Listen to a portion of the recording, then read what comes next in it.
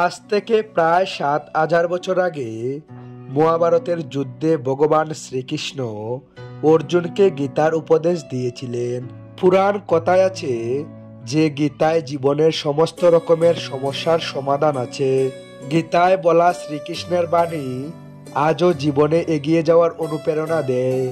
তাই জীবনের কোনো সমস্যার সমাধান পেতে এবং জীবনের সফলতা পাওয়ার জন্য গীতার কিছু বাণী আমাদের মনে রাখা দরকার। শ্রীমদ্ ভগবদ গীতা শুধুমাত্র একটি ধর্মের জন্য নয়, এই বইটিকে পৃথিবীর সমস্ত মানুষের পড়া এবং বোঝা উচিত, যাতে সে তার জীবনে সুখ, শান্তি ও সাফল্য অর্জন করতে পারে। শ্রীমদ্ ভগবদ গীতা একমাত্র এমন গ্রন্থ যা মানুষকে বাঁচার সঠিক পথ বলে দেয়। গীতা জীবনের ধর্ম, কর্ম ও প্রেমের পাঠ শিখায়। শ্রীমদ্ ভগবদ গীতার জ্ঞান মানুষের জীবন ও মৃত্যুর পরের জীবনের জন্য উপযোগী। গীতা একটি সম্পূর্ণ জীবন দর্শন এবং তা অনুসরণ করা ব্যক্তি সর্বশ্রেষ্ঠ হয়। শোনা যায় যে ঘরে প্রতিদিন গীতা পাঠ করা হয় সেই ঘরে ভগবান শ্রীকৃষ্ণ আসা যাওয়া করেন। গীতায় মোট 18টি অধ্যায় আর প্রায় 700টি শ্লোক আছে, যা সবার জন্য পড়া একটু কঠিন।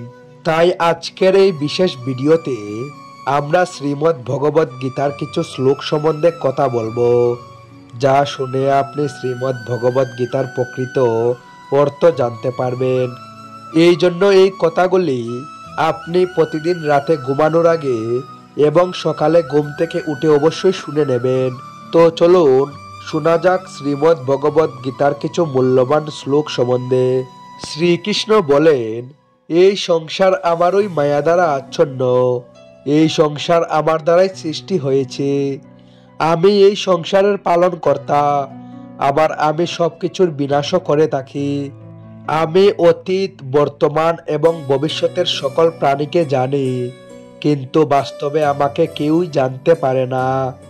ভগবান বলেন, যেমন প্রকাশের জ্যোতি অন্ধকারেও ঝলমল করে, একই রকমভাবে সত্য ঝলমল করে। এজন্য মানুষকে সর্বদা সত্যের প্রতিই থাকা উচিত। মৃত্যু হলো একটি অটল সত্য, যাকে কখনোই পরিবর্তন করা সম্ভব নয়। যখন থেকে এই সংসারের নির্মাণ হয়েছে তখন থেকেই জন্ম ও মৃত্যুর চক্র ঘুরে চলেছে। যেভাবে মানুষ তার পুরনো বস্ত্র পরিত্যাগ করে নতুন বস্ত্র পরিধান করে, একই রকমভাবে আত্মাও পুরাতন জীর্ণ শরীর ত্যাগ করে নতুন শরীর ধারণ করে। এটাই প্রকৃতির নিয়ম। এই কঠিন সত্যকে মেনে নিয়ে ভয় মুক্ত হয়ে বর্তমানেই বাঁচা উচিত। নিজের মনের ভিতর থেকে খারাপ গুণগুলিকে পরিত্যাগ করার কথা বলা হয়েছে ভগবদ গীতায়।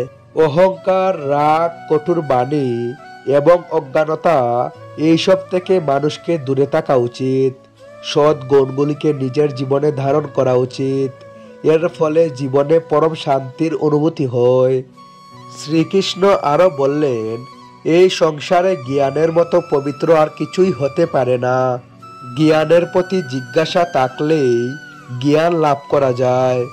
জীবনে শান্তি লাভ করার জন্য সাধনা নয়, বরং জ্ঞানের প্রয়োজন হয়। তিনি সমগ্র মানুষকে উদ্দেশ্য করে অর্জুনকে বলেছিলেন, যদি মনকে বশে না করতে পারো তাহলে এই মন তোমার চরম শত্রু হয়ে উঠবে। যদি সফল হতে চাও তাহলে ভয়কে জয় করো। অর্জুন যখন কৌরবদের বিরুদ্ধে যুদ্ধ করতে রাজি হলেন না, তখন ভগবান শ্রীকৃষ্ণ তাকে বললেন, এ অর্জুন, তুমি নির্ভয়ে যুদ্ধ করো। নিহত হলে স্বর্গ পাবে, জিতলে পৃথিবী শাসন করবে। তাই যে কোনো কাজে সফল হতে মন থেকে ভয়কে দূর করতে হবে। কর্মফল নিয়ে পরমেশ্বর ভগবান গীতায় বলেছেন, গীতার এই শ্লোকে ফলের আকাঙ্ক্ষা ব্যতীত কর্মের আধিক্যের উপর জোর দেওয়া হয়েছে। আপনি যদি কোনো কাজে সাফল্য চান তবে কর্মে মনোযোগ দেন, তবেই আপনি বিভ্রান্ত ছাড়া কর্ম করতে সক্ষম হবেন।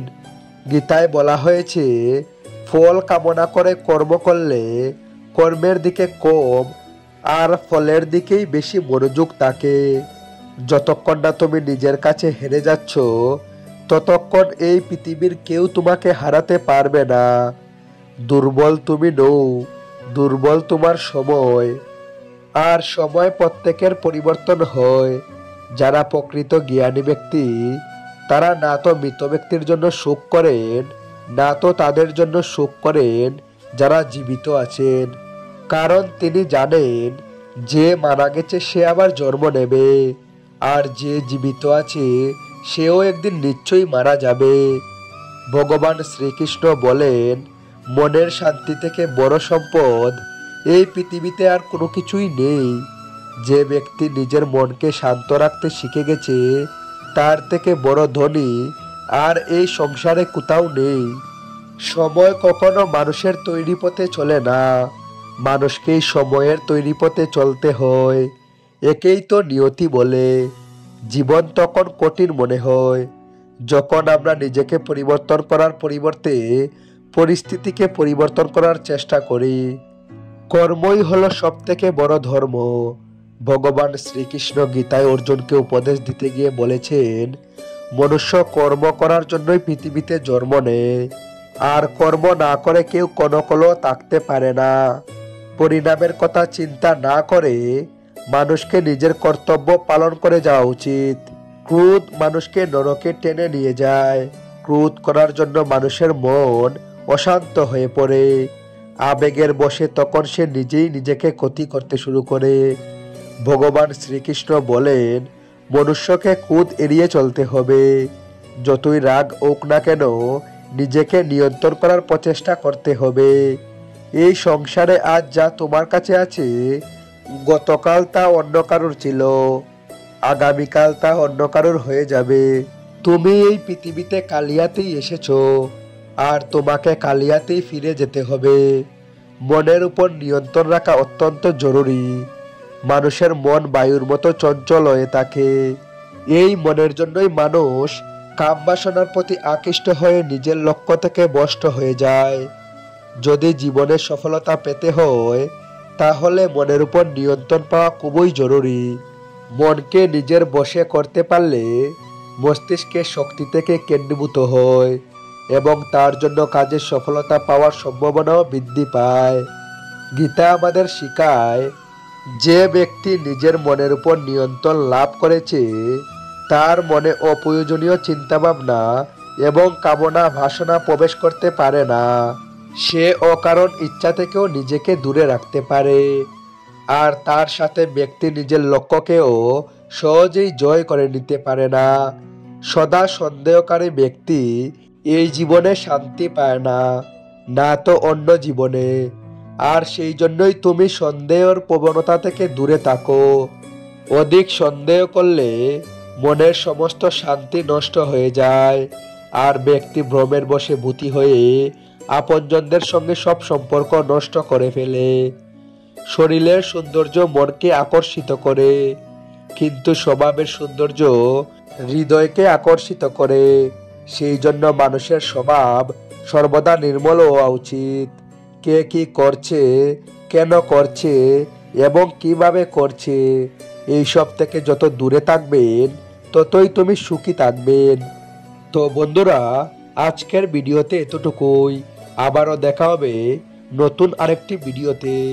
তার আগে সবাই সুস্থ থাকুন।